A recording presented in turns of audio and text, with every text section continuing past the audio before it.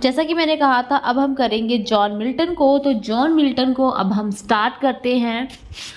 Firstly इनको जब हम स्टार्ट करेंगे, किसी भी राइटर को स्टार्ट करना होता है तो उसकी डेथ और बर्थ डेट से ही हम स्टार्ट करते हैं।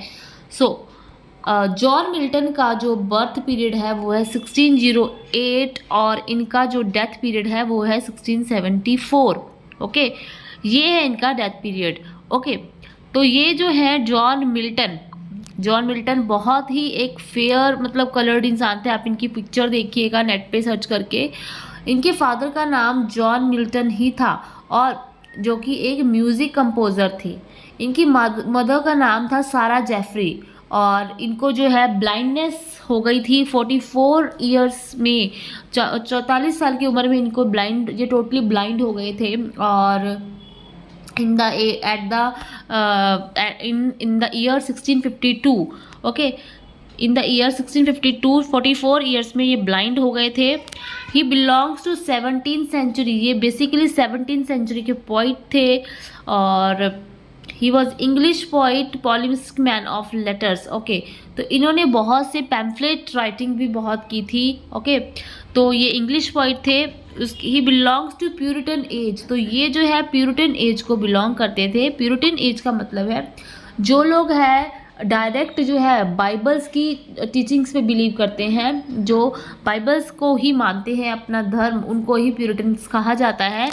और ओलिवर क्रोमवेल जो है उनके शासनकाल में इनको जो है कुछ इन्होंने पॉलिटिकल इनको पावर्स मिली थी। ये पॉलिटिकल किसी पदवी पे थे और इनको जो भाषाएं आती थी वो थी English, Latin, Greek, Italian, Dutch, Greek, Spanish, Arabic, सरानियम। और ऐसा कहा जाता है कि इनकी जो आई साइट गई थी वो बहुत ज़्यादा पढ़ने की वजह से ही गई थी, क्योंकि ये रात भर पढ़ाई करते थे।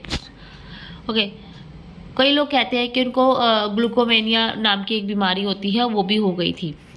नेक्स्ट पॉइंट जो रहेगा कि लॉर्ड टेनेसन ने इनको जो है वॉइस ऑफ इंग्लैंड कहा है, वॉइस ऑफ इंग्लैंड कहा था और गॉड गिफ्टेड उनको कहा गया था उनके तरफ से। उसके बाद में विलियम हेले ने भी इनके बारे में कुछ कहा है। 1796 में उन्होंने उनको द ग्रेटेस्ट इंग्लिश ऑथर कहा था, द ग्रेटेस्ट इंग्लिश ऑथर कहा था। अब मैंने आपको पिछली अपनी वीडियो आपने अगर मेरी देखी होगी तो मैंने बताया था कि वर्ड्सवर्थ ने इनको बहुत ही प्रेज़ किया, बहुत एडमायर करते थे इनको। और मिल्टन जो एडमायर करते थे वो स्पेंसर को करते थे, ये बात आप याद रखिएगा।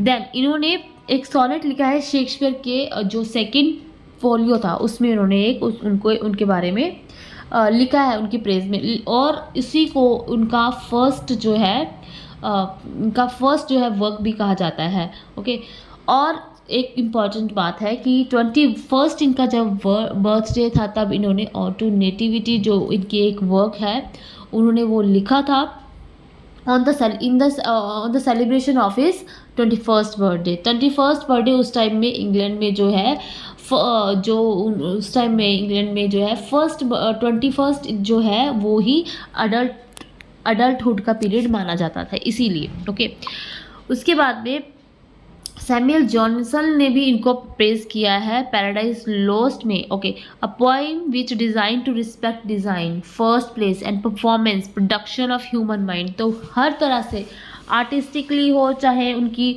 परफॉर्मेंस हो, सबको उनके प्लेस को हो, सबको लेकर सैमुअल जॉनसन ने उनको प्रेज किया है।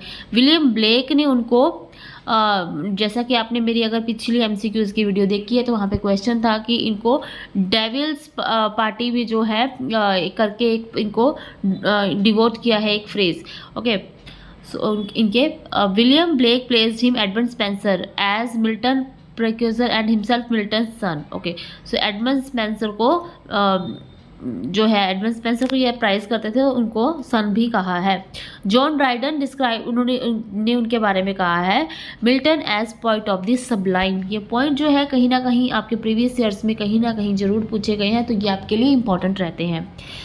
ओके, तो लेडी ऑफ द क्राइस्ट भी कहा जाता है, जैसा कि मैंने बताया कि ये बहुत ही सुंदर थे, दिखने में फेयर कलर था इनका और इसीलिए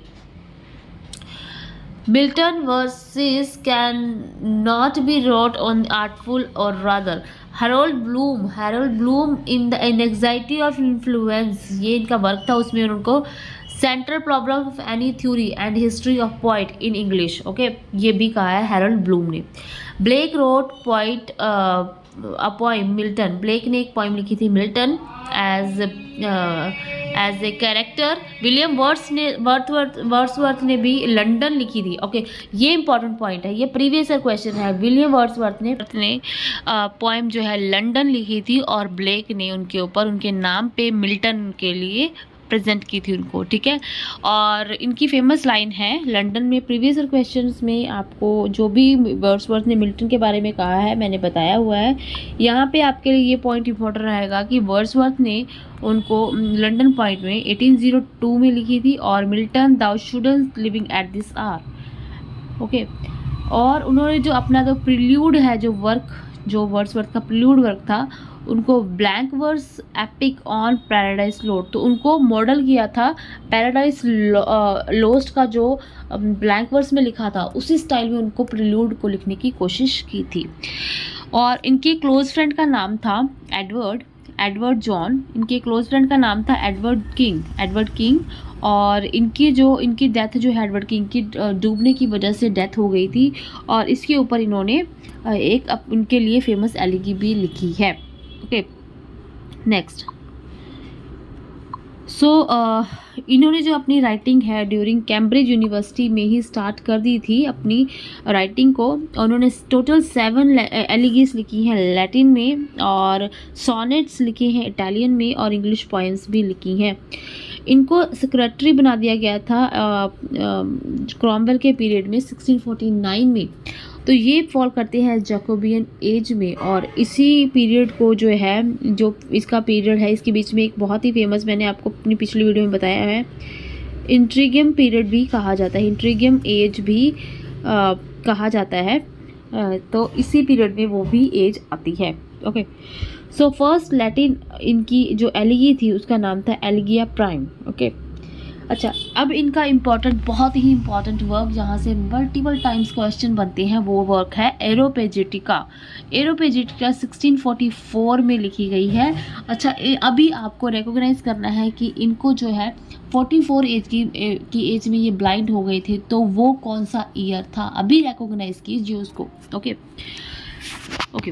तो एरोपेजिटिका जो है, इन्होंने फ्री स्पीच और फ्रीडम के ऊपर, किसकी फ्रीडम, प्रेस की फ्रीडम के ऊपर इन्होंने इसमें बात की है। और इनका ये बहुत ही फेमस जो है एक वर्क कहा जाता है। It was cited as the first amendment of the United State constitution. तो इसमें उन्होंने बात की है फ्रीडम ऑफ प्रेस और स्पीच के बारे में, ये एक पैम्फलेट था, ओके। नेक्स्ट पॉइंट जो रहेगा, Milton's first speech into polemic was of reformation. तो फर्स्ट स्पीच उन्होंने जब दी थी तो उसके ऑफ रेफॉर्मेशन का एक वर्क है, उसमें उन्होंने चर्च जो है, इंग्लैंड में जो चर्च था उस टाइम पे 1641 में, उसके बारे में बात की है। और 1644 में ही इनका एक वर्क आया था of education, that is also very important, urging reforms. उसमें उन्होंने एजुकेशन सिस्टम में जो रिफॉर्म्स होने चाहिए उसके बारे में बात की है। जो एजुकेशन सिस्टम था मिल्टन के टाइम पे, तो जिस तरह से ये पढ़े थे, ये बहुत ही सोफिस्टिकेटेड वे से पढ़े थे, तो इस तरह से ये अपने एरिया में फेमस हो गए थे कि इनके जो एक पड़ोसी थे या नेबर थे, रिश्तेदार थे, तो किसी का बच्चा इनके पास, ये किसी बच्चों को पढ़ाते थे, तो उन्होंने उसको उसी वे में पढ़ाने की कोशिश की जैसे ये पढ़े थे, लाइक ऑक्सफोर्ड यूनिवर्सिटी वगैरह से।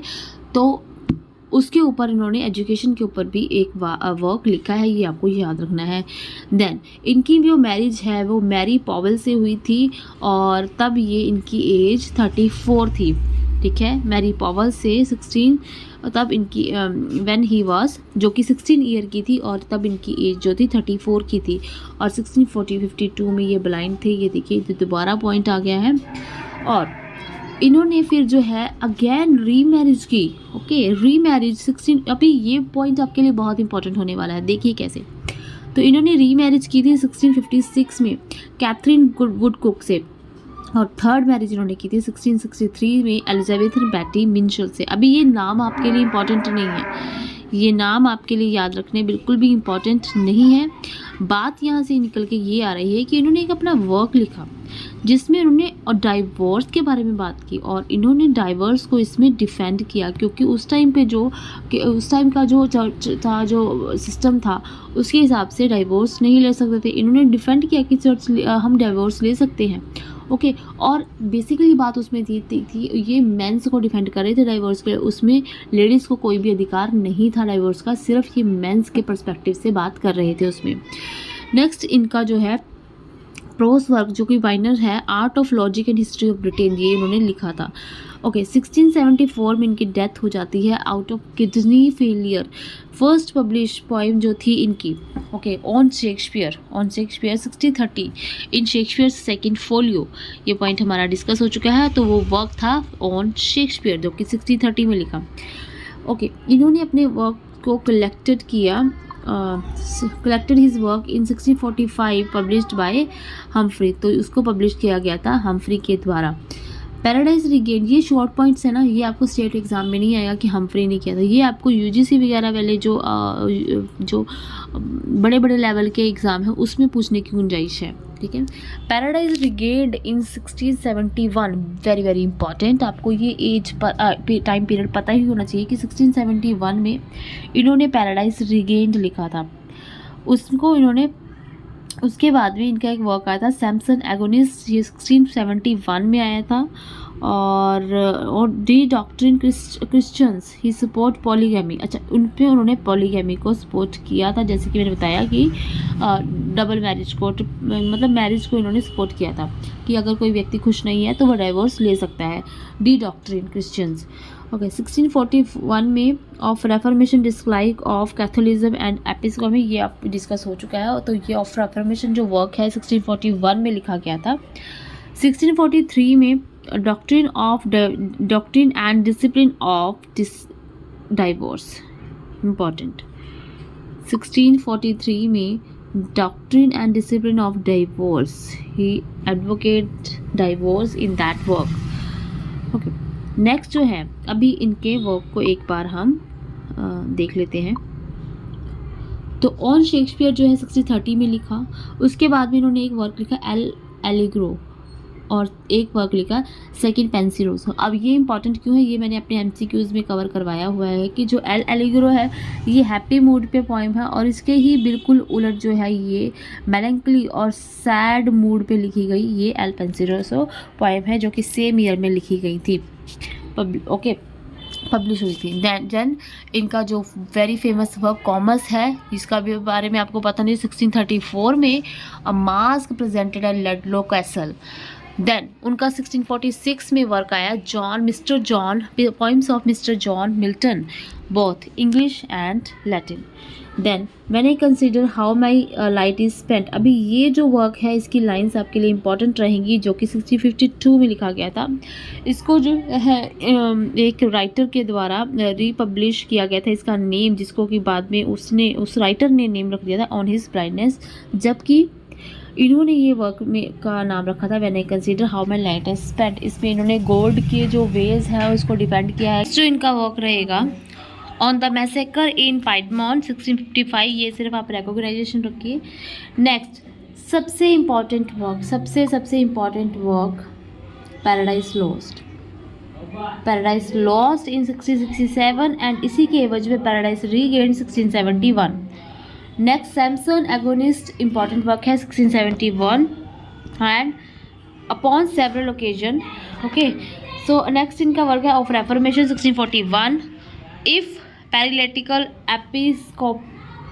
एपिस्कोपेसी 1641, ये इंपॉर्टेंट नहीं है उतना।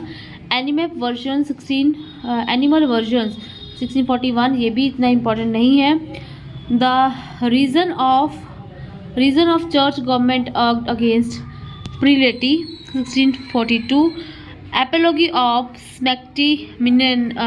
स्पेक्टिमाइनिनस 1642, doctrine and discipline of divorce 1643। Years आपके लिए बहुत इंपॉर्टेंट रहेंगे।